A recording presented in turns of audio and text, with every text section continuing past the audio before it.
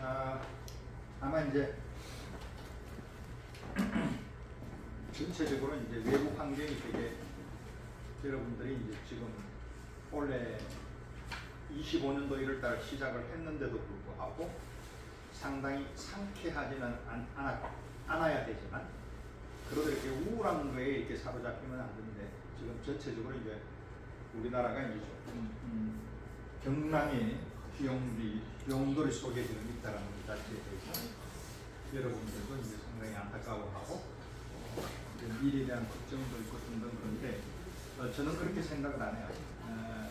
제가 지금까지 이제 그 최근 들어서 한 6개월 그때부터 상당히 이제 관심 있게 봤던 부분이 역사와 이제 철학이었는데 역사를 이제 그 이집트부터 시작을 해서 지금까지 2000년까지 이제 쭉 보면서 제일 관심 있었던 부분들이 1900년대 그러니까 프랑스 대혁명부터 시작을 해서 이제 지금까지의 혁명적인 역사에 대해서 제가 주로 공부를 많이 했어요.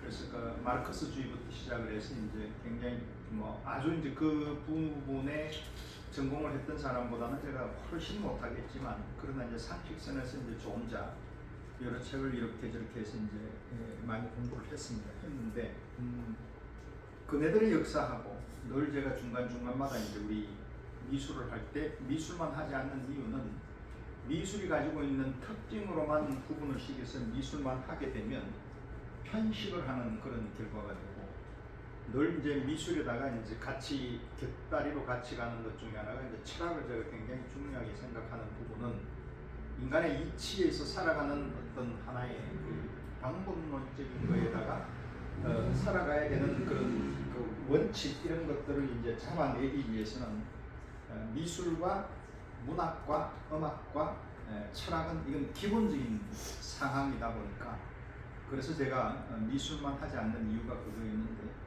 어쩌면 더 중요한 것이 철학이나 문학이나 역사일 수 있다는 거죠.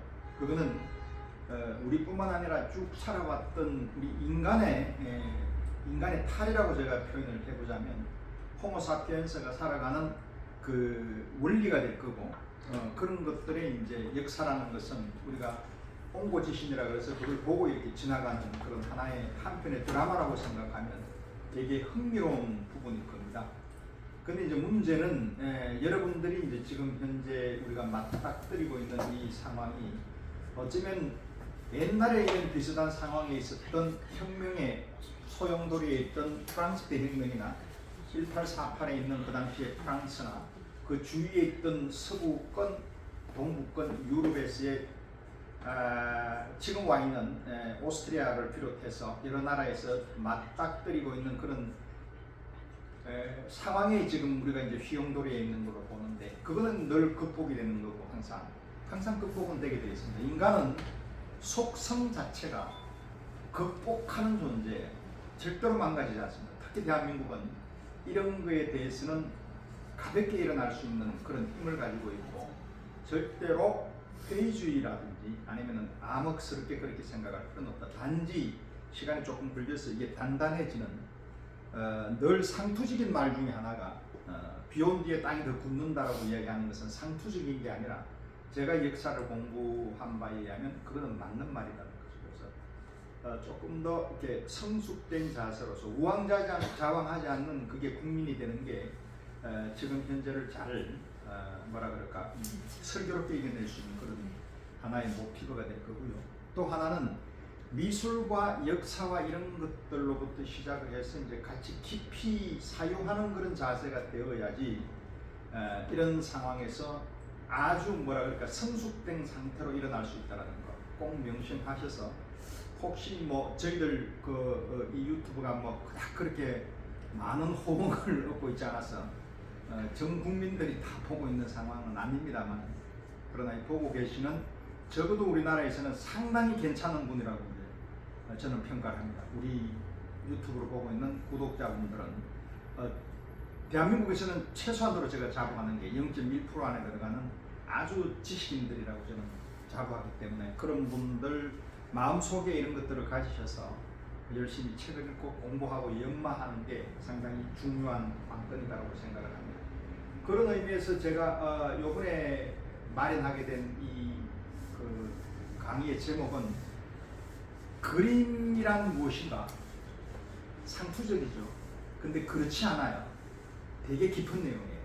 여러분들이 우리 방송에서 늘 이렇게 관심 있게 보는 부분이 남들하고 차별화된 늘 기본적인 것을 다하는 뿐만 아니라 그 자체가 왜 생겼는지에 대한 원인부터 파헤치는 그런 미술 아카데미라는 것은 여러분들이 더 잘 아실 겁니다. 늘 그걸 추구해왔고, 그래서 이제 뜬금없이 이제 이 그림이란 무엇인가라는 것 자체는 여러분들께 늘 이렇게 얘기가 되어 있어 왔었고 같이 토론했던 부분이지만, 오늘 이 테마를 잡은 이유 중에 하나는 우리 아카데미에 이제 잘 아는 분이 저한테 책을 한 권 주셔서 여러분들이 잘 알고 계시는 호큰이라는 화가입니다.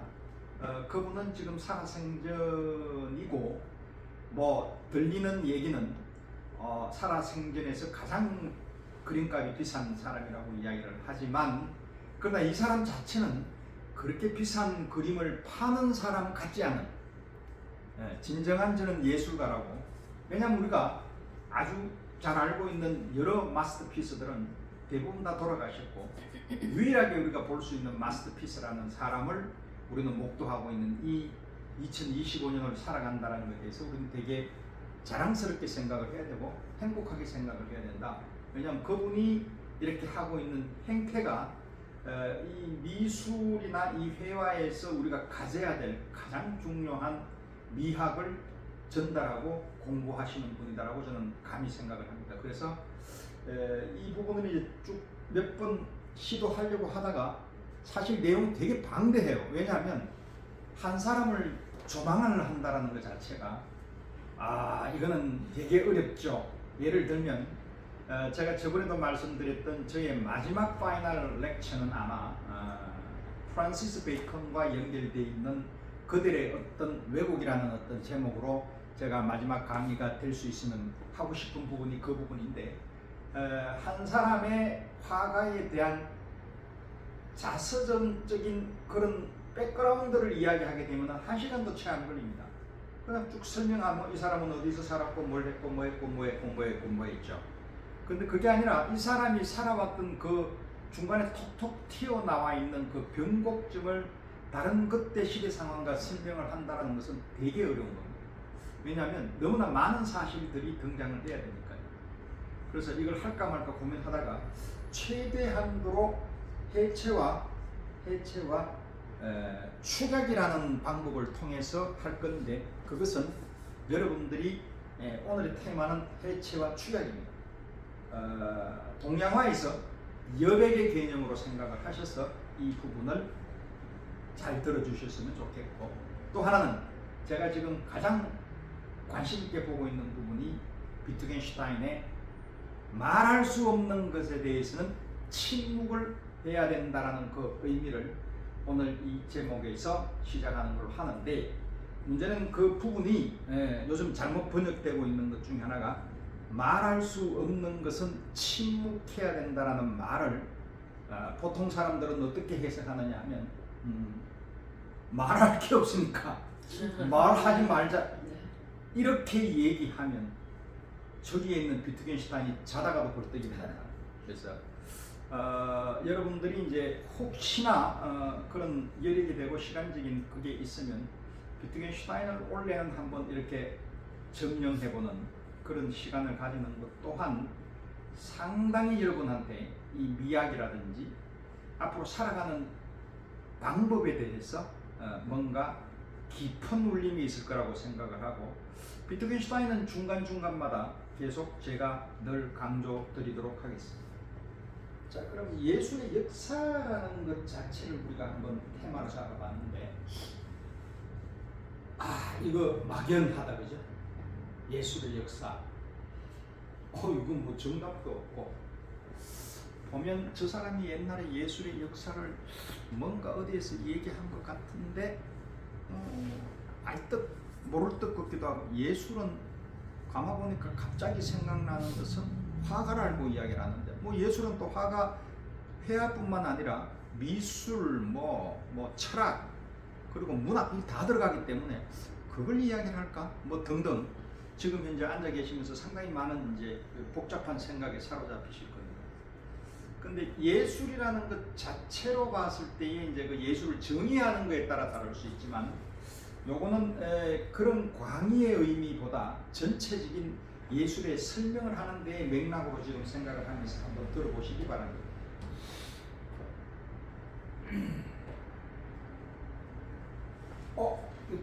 되게 본 그림일 수도 있고, 이게 뭘까 부엉이 같기도 하고, 그렇죠? 네. 아는 사람들은 많이 봤어요. 이게 피카소가 이런 그림을 그렸어요. 자기 스타일로 그렸죠.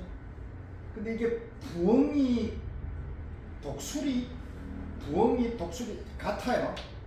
근데 문제는 같지만 가만히 생각해 보면 이렇게 안 생겼잖아요. 여러분들이 생각하는 부엉이든 독수리든. 그럼 왜 이렇게 그렸을까요, 이 사람이?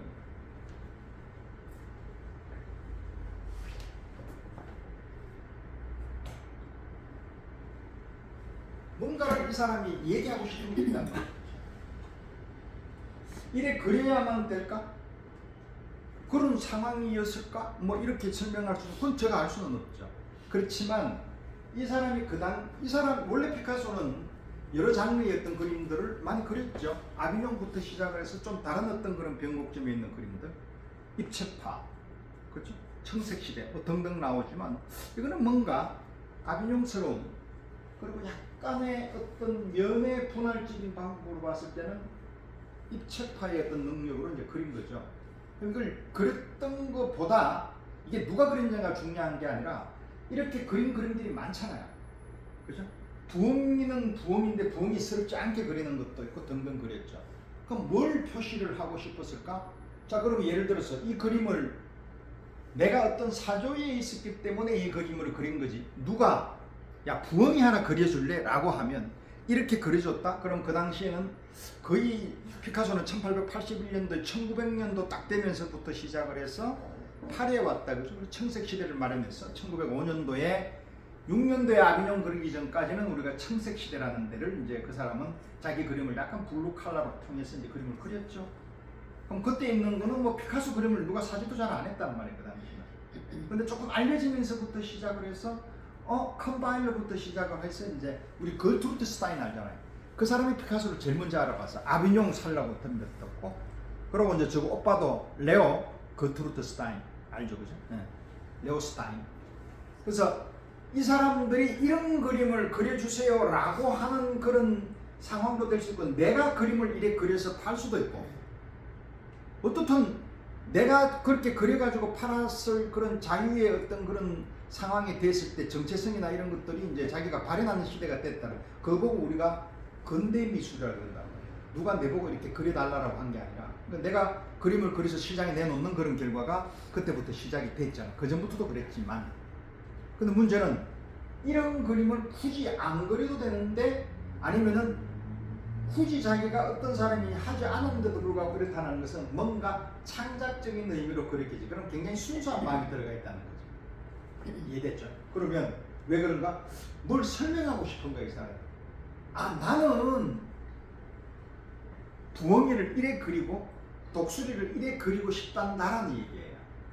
근데 봤을 때 사람들은 이걸 보고 맞아, 이거 되게 좋은 그림이야 라고 아무도 안 해요. 그 당시 사람들은. 지금은 눈에 익었으니까 괜찮네. 왜 괜찮느냐라고 하면 여러분들이 너무나 많은 부엉이를 봐왔어요. 이해됐죠? 그러면 이런 부엉이도 충분히 내한테는 인식이라는 것 자체를, 기억을 통해서 이 정도는 괜찮은 거예요. 근데 그 당시에 그렸을 때에 그 1900년대, 지금 1900년대, 이 사람이 1882년이면 이 사람 우리 여러분들 지금 잘 알고 있는 에곤 실레 이런 사람이에요. 그때 그런 그림들하고 쭉 생각을 해봐. 그 뜬금없이 이렇게 그리게 되면 뭐야 이런단 말이야. 그죠? 그래서 이 사람이 표현하고 싶었던 거는 뭔가를 여러분들한테 설명을 하고 싶은 거예요. 이런 방식으로. 근데 부엉이는 이래 안 보인단 말이에요. 자기는 이렇게 보이는 걸로 해서 이야기하고 싶단 말이에요. 피카소가 이렇게 전혀 안 보이는 상황을 이렇게 상상을 통해서 말도 안 되는 건 안 그려요. 어느 정도 자기하고 감정의 소통, 그리고 자기가 봤을 때에 어느 날 갑자기 내가 생각하는 이 머릿속에 있는 거를 끄집어내는 거를 뭐라 그래? 재현한다. 그거 보고 표상한다. 여러분이 아마 철학책을 읽어보면 단어가 제일 헷갈리는 게 두 개 있어요.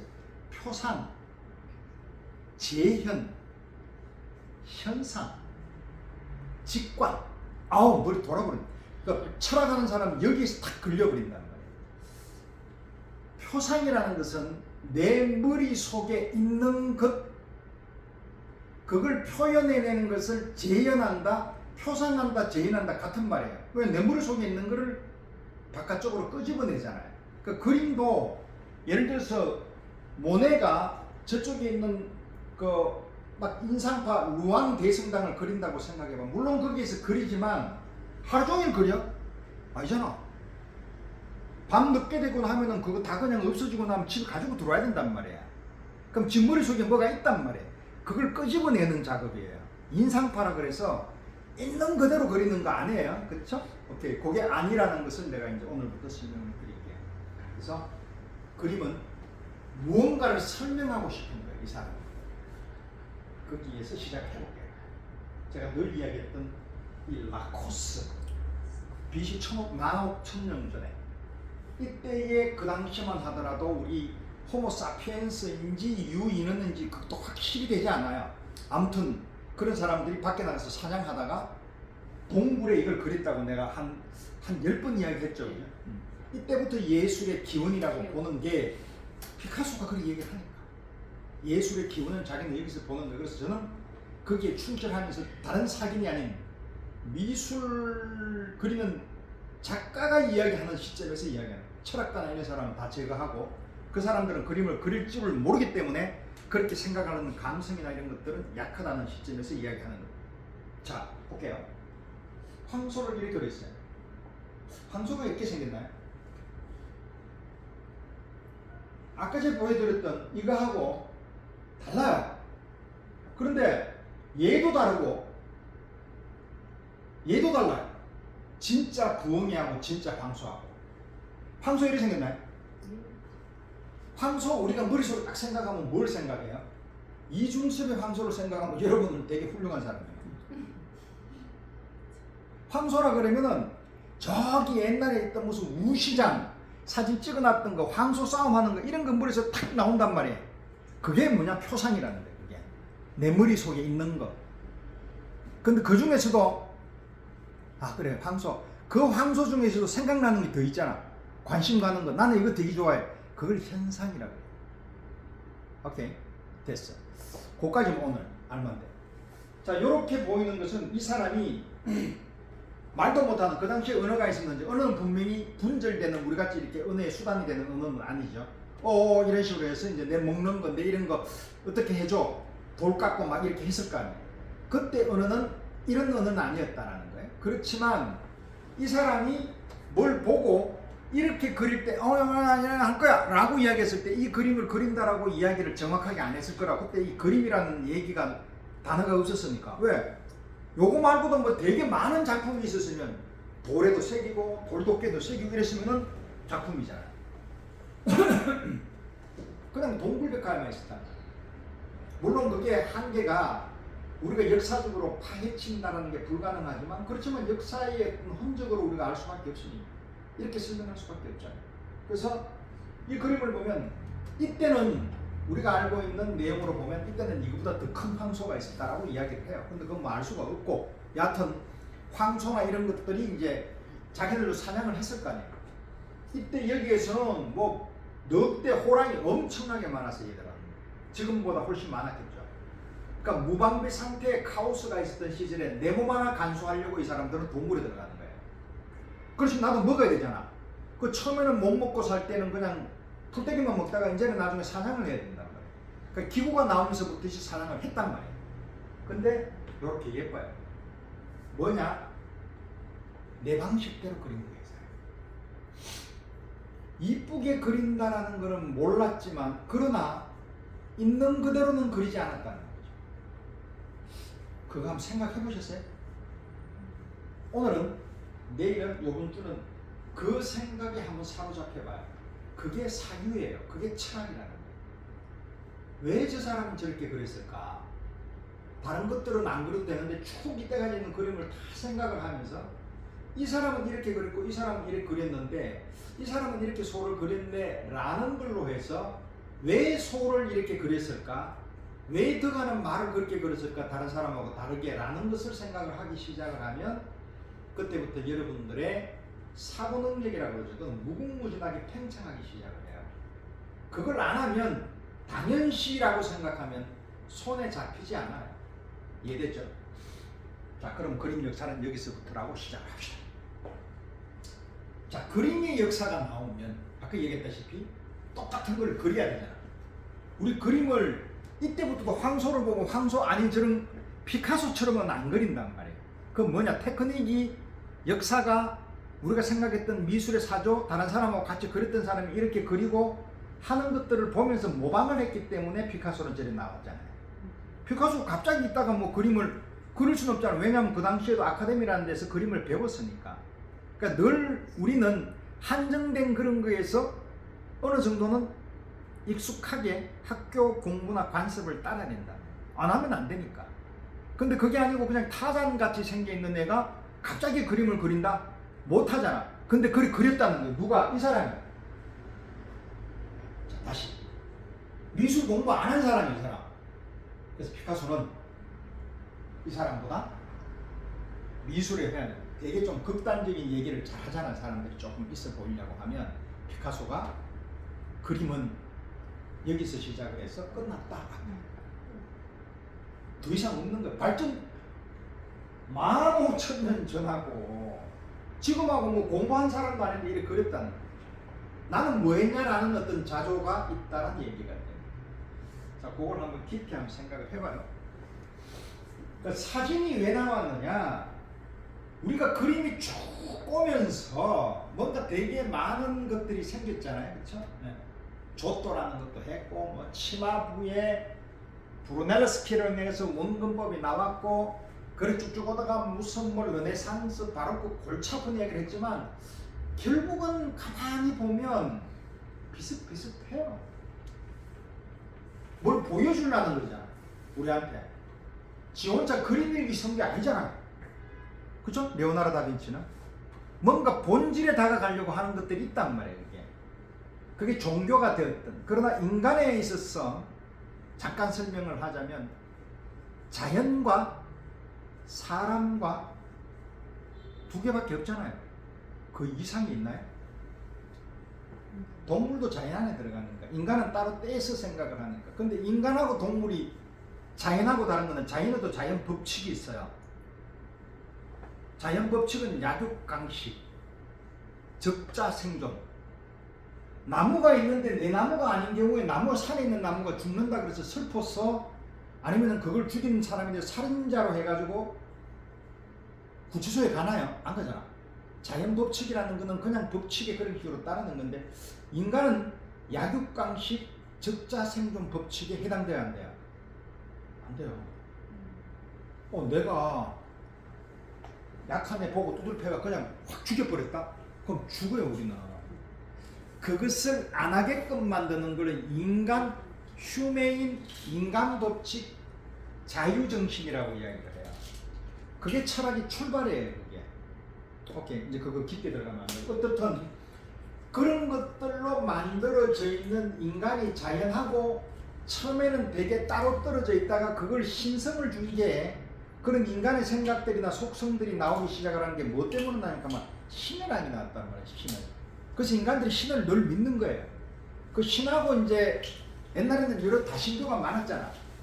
뭐 그 당시에 유대교도 있었지만 유대교 하나의 그것도 다른 다신교하고 똑같은 거예요. 근데 그게 오랫동안 잘 유지되어서 유대교가 됐던 거고 거기에서 쭉 나와가지고 이제 그리스도교가 쭉쭉쭉 왔는데 나중에 이제 그 로마의 밀라노 칙령에서 그리스도교가 받아들여졌던 거고 576년도에 모하메드가 세워가지고 그게 이제 지가 어떤 식으로 영역을 넓히다 보니까 이슬람교가 만들어진 거예요.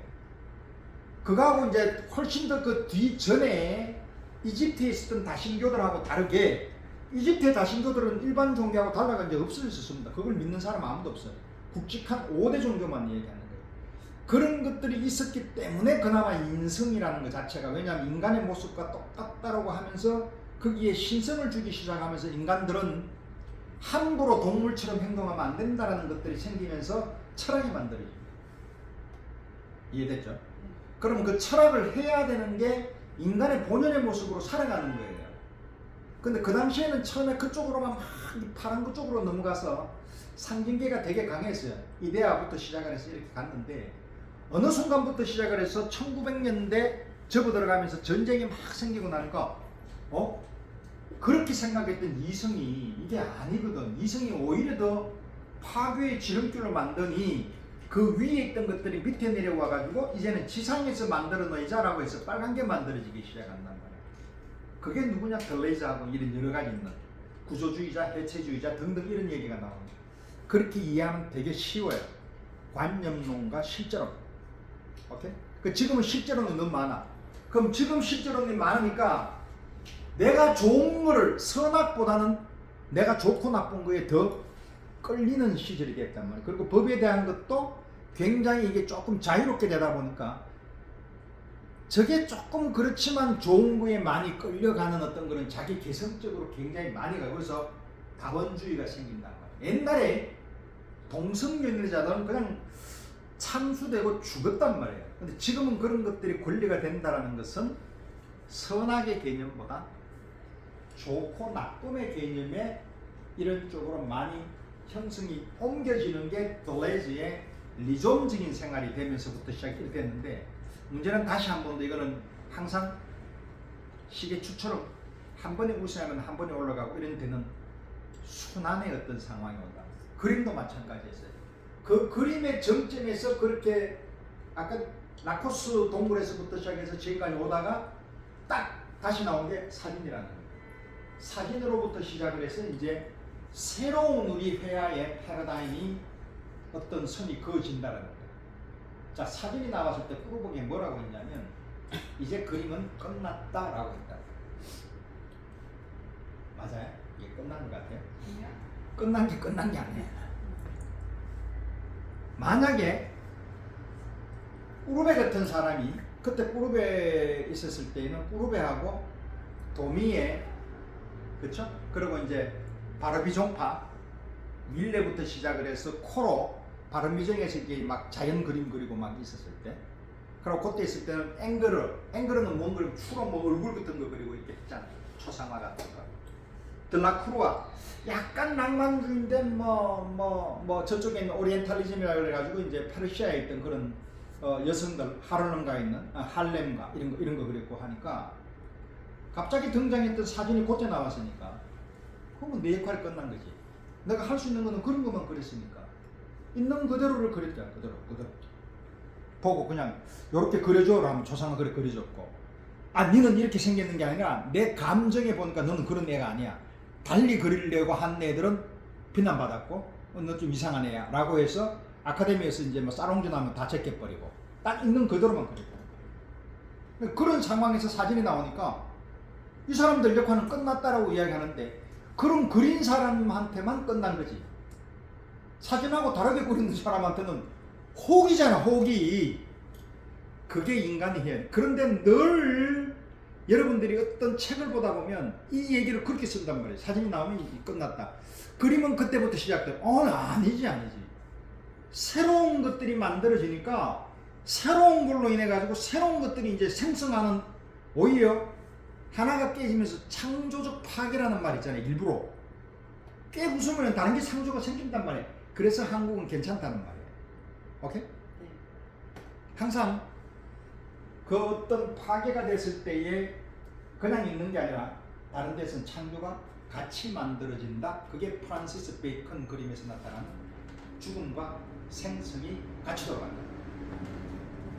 자, 여기까지가 지금 마이크가 안 돼서 마이크를 잠시 채우고 다시 시작하겠습니다.